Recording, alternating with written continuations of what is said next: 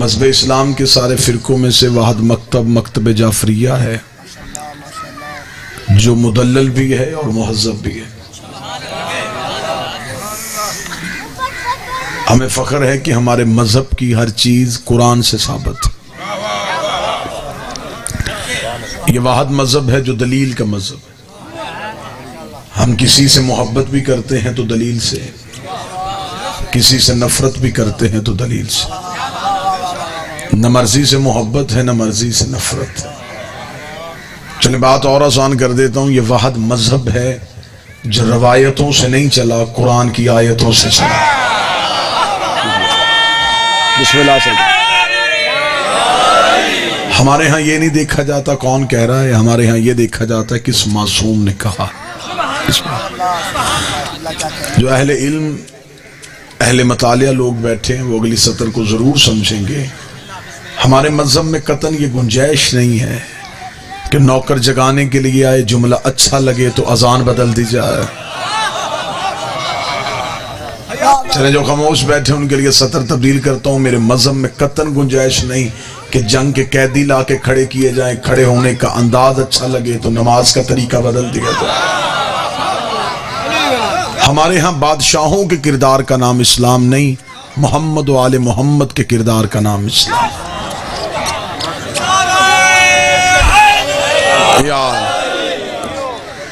ہم نے اسلام کو اپنی مرضی سے نہیں بلکہ ہم اسلام کی مرضی سے ہیں۔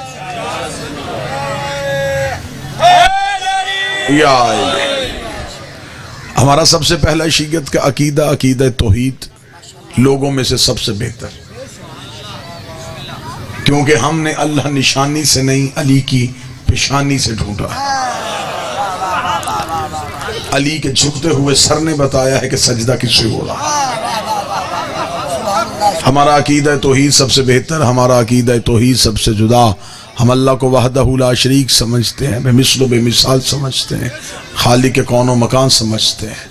ہم نے اللہ کو بھی مانا ہے تو حجت کے ذریعے سے، ہم نے اللہ کو بھی مانا ہے تو معصوم کے ذریعے سے، کیونکہ دیکھنے میں وہ آتا نہیں، سمجھنے میں وہ آتا نہیں، سونگ وہ سکتے نہیں، وہ اللہ حواس خمسہ میں سے کسی ایک حص میں بھی نہیں آتا۔ آل محمد نے ہمیں بتایا کہ اللہ ہے۔ لوگوں کے توحید ماننے کے طریقے اور ہیں، ہمارے اللہ ماننے کا طریقہ اور ہے۔ لوگوں نے اللہ کو مانا تو نشانیوں سے مانا، نہ اللہ دکھائی دیا نہ اللہ سنائی دیا۔ جب ہم نے ان سے پوچھا کہ تم نے اللہ کو کیوں مانا، انہوں نے کہا چند نشانیاں بتاتی ہیں کہ اللہ ہے۔ ہم نے کہا وہ کون سی نشانیاں ہیں؟ انہوں نے کہا سورج نکل کے بتاتا ہے اللہ ہے، ہوائیں چل کے بتاتی ہیں اللہ ہے، بارش برس کے بتاتی ہے اللہ ہے، رزق تقسیم ہو کے بتاتا ہے اللہ ہے۔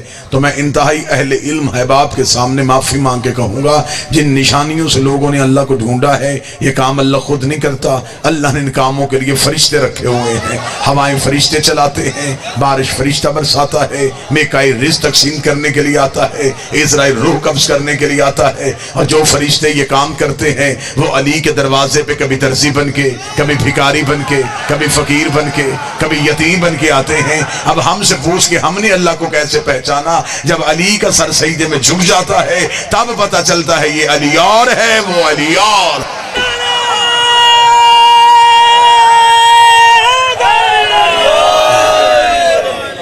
متوجہ صاحب، سب سے پہلا عقیدہ ہمارا سب سے جدا، سب سے جدا۔ ہم نے اللہ مرضی سے نہیں، ہم نے آل محمد سے عقیدہ توحید لیا۔ کرسی پہ بیٹھنے والے کو ہم اللہ نہیں سمجھتے۔ بروز حشر ہوگا، تخت ہوگا، تخت پہ کرسی ہوگی، معاذ اللہ ثم معاذ اللہ، اللہ کرسی پہ بیٹھے گا۔ اس کا مطلب کہ اللہ کرسی پہ ہے اور جہاں حساب لیا جا رہا ہے وہاں نہیں۔ اور مذہب جعفریہ میں جو ادھر ہو ادھر نہ ہو، اللہ ہوتا ہی نہیں ہے۔ عقیدہ توحید بڑا سمجھنے والا عقیدہ ہے۔ اس کو یہ نہیں کہا جا سکتا کہ کوئی بندہ یہ کہے کہ فضیلت علی کا قتل کر دے عقیدہ توحید کی آڑ میں، تو یہ بھی ناقابل برداشت ہے۔ ایک شخص آ گیا تھا کوفے میں مولا کے پاس سرکار، اس نے آ کے سب سے پہلے وہ دربار میں گیا خلیفہ کے، اس نے خلیفہ کے دربار میں جا کے کہا، اس نے کہا جی میں کلمہ پڑھنا چاہتا ہوں۔ وہ بڑے خوش ہوئے کہ چلیں یہ بھی تاریخ میں لکھا جائے گا کہ کوئی مسلمان ہم نے بھی کیا تھا۔ انہوں نے کہا جی آئیں ہم آپ کو کلمہ پڑھوائیں۔ انہوں نے کہا جی کلمہ پہلے ایسے نہیں پڑھنا، شرط ہے پہلے سوال کا جواب دیں پھر میں کلمہ پڑھوں گا. ان کے ذہن میں آیا کہ یہودی ہے سوال آسان کرے گا. وہ یہودیوں کا عالم تھا, آسمانی کتابیں اس کے مطالعے میں تھی. توجہ ہے صاحب, بات سمجھ میں آ رہی ہے جی؟ اس نے کہا کہ میں آپ سے سوال کرنا چاہتا ہوں کہ آپ کے قرآن میں ایک آیت ہے ان اللہ علی کل شیء قدیر, بے شک اللہ ہر شے پہ قدرت رکھتا ہے. اس نے کہا کیا واقعی آپ مسلمانوں کا ایمان ہے اس آیت پہ؟ انہوں نے کہا جی بالکل ہمارا ایمان ہے, اللہ ہر چیز پہ قدرت رکھتا ہے. اس نے کہا پھر سوچ کے بتائیے گا بادشاہ, کیا تمہارا اللہ جو چاہے وہ کر سکتا ہے؟ انہوں نے کہا ہمارے اللہ کے پاس یہ طاقت ہے, وہ جو چاہے وہ کر سکتا ہے. اس نے کہا اب میرا سوال ہے, کیا تمہارا اللہ کوئی اور اللہ بھی بنا سکتا ہے؟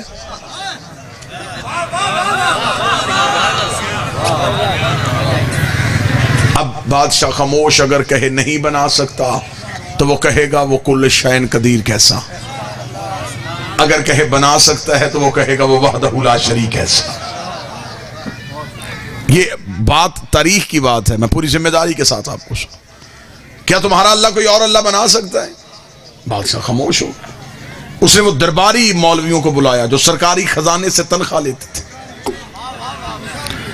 جنہیں اسی کام کے لیے رکھا گیا تھا کہ دین دینا ہے علی کے بغیر. تم نے ہر سوال کا جواب علی سے نہیں پوچھنا, اپنی مرضی سے دین دینا. انہیں بلایا گیا, انہوں نے کہا جی یہودی سوال کر رہا ہے. انہوں نے کہا کیا سوال ہے؟ انہوں نے کہا یہ سوال کر رہا ہے کہ تمہارا اللہ کوئی اور اللہ بنا سکتا ہے. وہ جو علماء کی ٹیم تھی وہ پریشان ہوئی. انہوں نے کہا جی اسے 3 دن کا ٹائم دیں, 3 دن میں ہم جواب ڈھونڈتے. بادشاہ نے کہا اگر ابھی دینا ہو, انہوں نے کہا پھر علی کو بلانا پڑے گا. اگر ابھی اسی موقع پہ جواب چاہیے تو پھر علی کو بلانا پڑے گا. اس کا نہیں, علی سے سوال کا جواب نہیں لینا, ہم نے خود سوال کا جواب دیا. انہوں نے کہا پھر 3 دن کی مہلت دے, کچھ دیکھتے ہیں, کچھ سوچتے ہیں, کچھ جواب تو نکال لیں گے.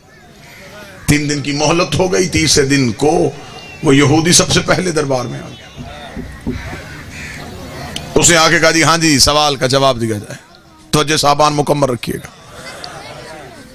بادشاہ نے علماء کو بلایا, ہاں بھائی اس کے سوال کا جواب تیار ہے؟ انہوں نے کہا جی بالکل تیار ہے. اب جو بندہ ذہنی طور پہ مجلس میں ہے وہ جملے کا لطف لے گا. کیا جواب ملا؟ انہوں نے کہا اس کا جواب یہ ہے کہ اسے قتل کیا جائے گا. بات سمجھ آئی ہے یا نہیں آئی؟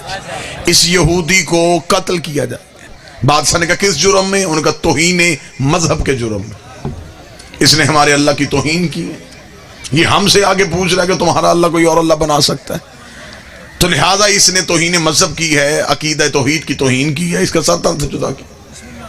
بادشاہ کو جب مولویوں نے فتویٰ دے دیا تو پھر اس کو گھبرانے کی ضرورت ہی نہیں. اس نے جلاد کو اشارہ کیا, جلاد نے تلوار نیام سے کھینچی, اس کی گردن پہ تلوار آئی, تلوار کا آنا تھا, اس نے کہکا لگایا. بادشاہ نے کہا تجھے موت سے ڈر نہیں لگتا؟ اس نے کہا موت سے زیادہ تیری بے بسی پہ مسکرا رہا ہوں. کیوں؟ اس نے کہا میں مر رہا ہوں, سوال زندہ ہے. کتنا اچھا ہوتا تو یہ موت سوال کو دیتا. میں مر رہا ہوں, سوال میرا زندہ ہے. ابھی تو میری لاش دربار سے باہر پھینکے گا, لوگ پوچھیں گے اس سے کیوں مارا, تو وجہ بتائے گا. وہ وجہ ایک کان سے دوسرے کان میں جائے گی, دوسرے سے تیسرے میں جائے گی. ایک دن میرا سوال مذہب بن جائے گا, میں اس مذہب کا بانی ہو جاؤں گا. تو نے مجھے ہمیشہ کے لیے زندہ کر دیا. بادشاہ پریشان ہو گیا. اس نے جلاد سے کہا تلوار ہٹا,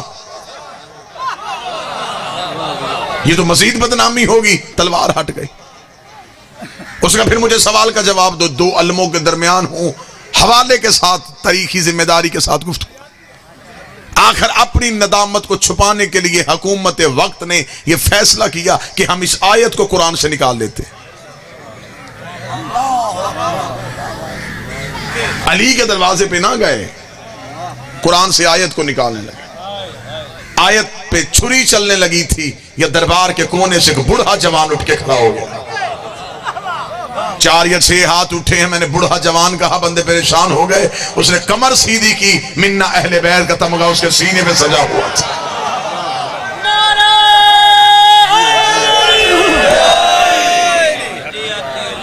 اس نے سر کو سیدھا کیا. اس نے اس یہودی کے پاس جا کے اس کا ہاتھ تھام کے اس نے کہا اس کے دروازے پہ لے کے جاؤں جو وارث قرآن ہے۔ آگے آگے اپنی جھکی ہوئی کمر کے ساتھ اپنی نگاہوں سے صراط مستقیم کا تعین کرتا ہوا سلمان بڑھنا شروع ہوا۔ سلمان کے نقش قدم پہ اس سائل کے قدم آئے، سائل چلتا چلتا دہلیز امیر المومنین پہ سلمان پہنچے۔ سلمان نے سر سجدے میں رکھا، سلمان نے دہلیز کا بوسہ لیا، بوسہ لینا تھا یا دہلیز کے اندر سے امیر المومنین کی آواز آئی، سلمان کیا وہ سائل آ گیا ہے؟ اتنا کہنا تھا کہ سائل نے اپنی نالین کو پہننا شروع کیا۔ سلمان نے کہا ابھی تیرے سوال کا جواب نہیں ملا اور تو مطمئن ہوئے بغیر جا رہا ہے؟ اس نے کہا واپس اس لیے جا رہا ہوں جو دیکھے بغیر مجھے جانتا ہے وہ جواب بھی جانتا ہوگا۔ جسے یہ خبر ہے کہ دروازے کے باہر کون کھڑا ہے، اسے یہ بھی پتا ہے کہ میرے سوال کا جواب کیا ہے۔ تھوڑی دیر کے بعد نہ سپاہیوں کا شوف، نہ نیزے، نہ تلواریں۔ تھوڑی دیر کے بعد در کا پردہ اٹھا، پردے کا اٹھنا تھا۔ امیر المومنین باہر آئے، رسول والا امامہ سر پہ، ابو طالب والی ابا کاندھے پہ، حمزہ والی تلوار کو نیام میں لیے ہوئے، ذوالفقار حیدری کو حمائل کیے ہوئے۔ علی کے چہرے پہ حسن یوسف کا صدقہ ہو رہا تھا۔ علی کی آنکھیں تہرے تقدس کا نگینے بن رہی تھی۔ علی کے ہونٹ صورت یقوت شعاؤں میں دھلے ہوئے تھے۔ علی کی زبان آب وحی میں ڈھلی ہوئی تھی۔ علی کا سینہ رمز دل ہستی کا خزینہ بنا ہوا تھا۔ علی کے قدم صراط مستقیم کا تعین کر رہے تھے۔ امیر المومنین کے لب کھلے۔ امیر نے فرمایا تو نے اس سے پوچھا تھا کہ اللہ ہر شے پہ قادر ہے؟ بے شک اللہ ہر شے پہ قادر ہے۔ اس نے علی کے قدموں پہ ہاتھ رکھ کے کہا مولا سوال یہ تھا کیا وہ اللہ دوسرا اللہ بھی بنا سکتا ہے؟ علی نے فرمایا ایک نہیں 1000 بھی اللہ بنا دے، خالق وہی رہے گا، یہ مخلوق ہے۔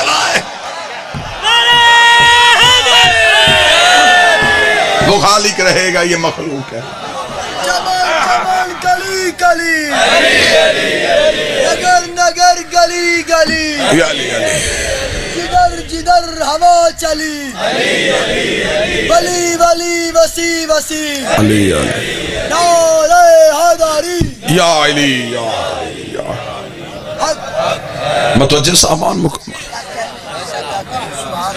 لہذا ہم آل محمد کو اللہ نہیں سمجھتے، ہم انہیں مظہر پروردگار سمجھتے۔ بات سرکار بڑی آسان کروں گا، بڑی میٹھی گولی،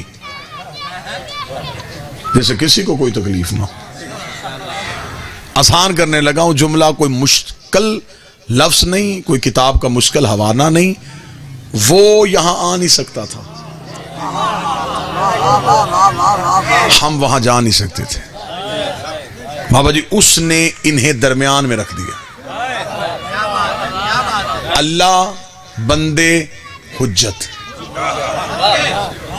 یہ اس سے لے کے ہمیں دیتے ہیں، ہماری دعائیں اس تک پہنچاتے ہیں، یہ بھی نہیں ہے وہ بھی نہیں۔ جو یہاں سے دیکھتا ہے اسے اس جیسے لگتے ہیں۔ نہیں، میرا خیال ہے یہ بات زیادہ فلسفی ہو گئی تھی، میں بات آسان کر دیتا ہوں۔ یہ وہ اتنے خوبصورت آئینے ہیں جن سے اللہ نظر آتا ہے۔ اب کوئی بندہ مجھ پہ سوال کرے کہ اسے کیا ضرورت ہے کہ وہ شکلوں سے اپنی پہچان کروائے، اسے ضرورت نہیں، ہم جاہل ہیں۔ ہم پہلے دن بچے کو جب تعلیم کے لیے چھوڑ کے آتے ہیں تو استاد اس کے سامنے کتاب رکھ کے اسے پڑھاتا الف ہے، تصویر انار کی دکھاتا ہے، پڑھاتا الف ہے تصویر۔ اب اس سے بھی زیادہ آسان میں کیا کروں، اب تو میں الف انار پہ آ گیا ہوں، پڑھایا الف ہے دکھایا انار ہے۔ اب استاد سے پوچھو، ہم تیرے سامنے بچے کو لے کے آئے تھے تعلیم کے لیے، اگر تو نے پڑھایا الف ہے تو شکل بھی الف کی دکھا۔ وہ کہے گا یہ بچہ ہے، اس نے سیکھنا ہے۔ الف لفظ ہے، انار پہچان ہے۔ الف لفظ ہے، انار پہچان ہے۔ اللہ ذات ہے، 14 پہچان ہے۔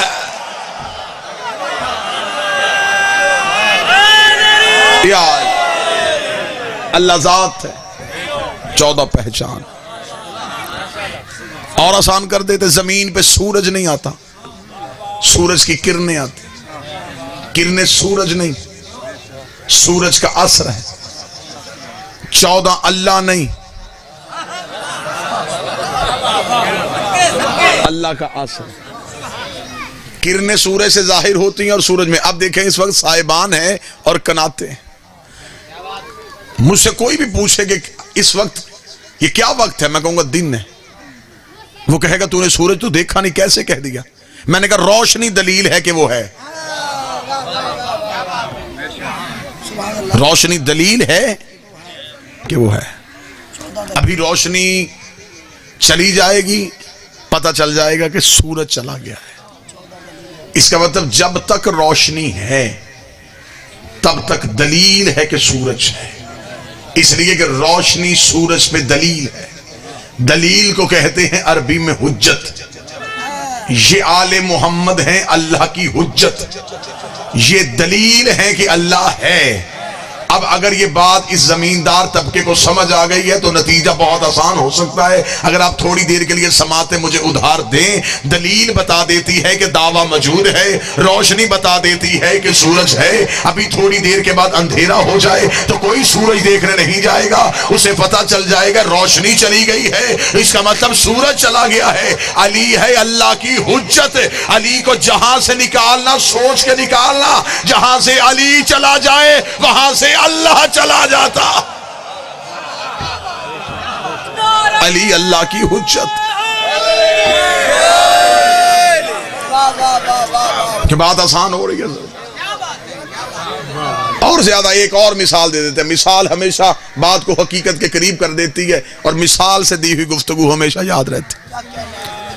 شیعہ سنی احباب میرے سامنے تشریف فرما ہے، ہم نے اللہ اور اپنے درمیان آل محمد کو وسیلہ رکھا، اور یہ وسیلہ ہم نے نہیں بنایا، یہ اللہ نے ہمیں دیا۔ وہ اللہ ان کے بغیر ہم تک نہیں آتا، انہوں نے بتایا کہ ہے تو ہم نے مانا۔ بھئی جب وہ ان کے بغیر ہم تک نہیں آتا تو ہم ان کے بغیر اس تک کیسے چلے جائیں؟ وہ اتنا پاک ہے، اس کی پاکیزگی کا اندازہ ہی نہیں کہ وہ کب سے پاک ہے، کب تک پاک ہے، کس چیز سے پاک ہے۔ وہ انتہائی اعلیٰ عظمتوں کی بلندی ہے وہ۔ ہماری حقیقت کیا ہے؟ دنیا میں آئے تو بھی ناپاک تھے، دنیا سے گئے تو بھی ناپاک، یعنی کہ وہ پاکیزہ ہم نجس، وہ علی کل شیء قدیر اور ہمارے بس میں ہماری سانس بھی نہیں۔ اور قانون یہ ہے کہ ضدیں کبھی بھی ایک نہیں ہوتی، اللہ اور بندہ ضد ہیں،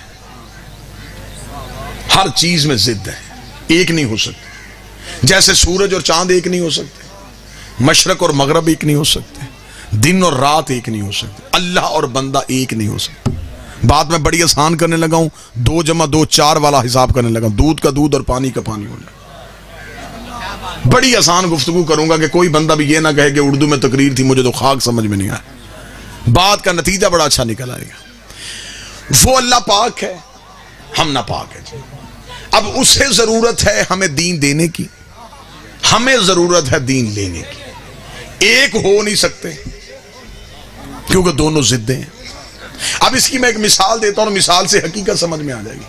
پانی اور آگ ضد ہیں، جہاں آگ ہو وہاں پانی نہیں، جہاں پانی ہو وہاں آگ نہیں۔ لیکن انسان نے اپنے علم میں سوچا اگر میرے پانی اور آگ کو ایک کرنا ہو تو میں کیا کروں؟ علم نے کہا کہ پھر ایک ایسا کام کر کہ برتن میں رکھ پانی، نیچے جلا آگ۔ بادشاہ حسین عزت دیں، آگ اپنا اثر پانی کو دے گی، پانی آگ کو بجھائے گا نہیں، کیونکہ درمیان میں برتن ہوگا وسیلہ۔ اس کا مطلب کہ علم نے بتا دیا کہ وسیلہ ہو تو ضدیں ایک ہو جاتی ہیں، درمیان میں اگر وسیلہ ہو تو ضدیں ایک ہو سکتی ہیں۔ اب وہ برتن اتنا امین تھا کہ اس نے آگ کا اثر اپنے پاس نہیں رکھا، جتنا اثر اسے آگ نے دیا، جتنا پانی کو چاہیے تھا اس نے پانی کو پہنچا دیا۔ اس کا مطلب ہے کہ وسیلہ امین بھی تھا، وسیلہ غاصب نہیں تھا، وسیلے نے پانی کا حق نہیں رکھا۔ جو بندہ ابھی بھی پریشان ہے اس سے آسان میرے بس میں ہے ہی نہیں، میں یہاں پہ گفتگو کر کے چلا جاؤں اور پھر کبھی اس علاقے میں آؤں اور کوئی صاحب میری گاڑی کے پاس آ کے میرا رستہ روک لے اور وہ کہے کہ جناب آپ دربار میں آئے تھے اور آپ نے مجلس پڑھی تھی، آپ نے کہا تھا کہ پانی اور آگ ایک ہو سکتے ہیں اگر درمیان میں برتن وسیلہ ہو۔ ہم نے اپنی آپ کی تقریر پہ یقین کیا، شیعہ قوم کا خطیب ہے، بات اس نے علم سے کی ہوگی، لیکن آپ کے جانے کے بعد ہم خانے وال شہر میں گئے، وہاں سے ہم 300 روپے کا پلاسٹک کا ٹب لے کے آئے، ہم نے اس میں پانی رکھا، نیچے آگ جلائی، نہ پانی بچا، نہ برتن بچا، نہ آگ بچی. آپ نے تو کہا تھا پانی اور آگ ایک ہو سکتے ہیں, اگر درمیان میں برتن وسیلہ ہو تو میں فوراً کہوں گا سرکار پوری بات سمجھی نہیں تھی. میں نے یہ بھی بتایا تھا وسیلہ جب بھی بنانا کسی اچھی جنس کا بنانا, بری جنس کا بناؤ گے خود بھی جلے گا تمہیں بھی جلائے. وسیلہ اچھا ہونا چاہیے.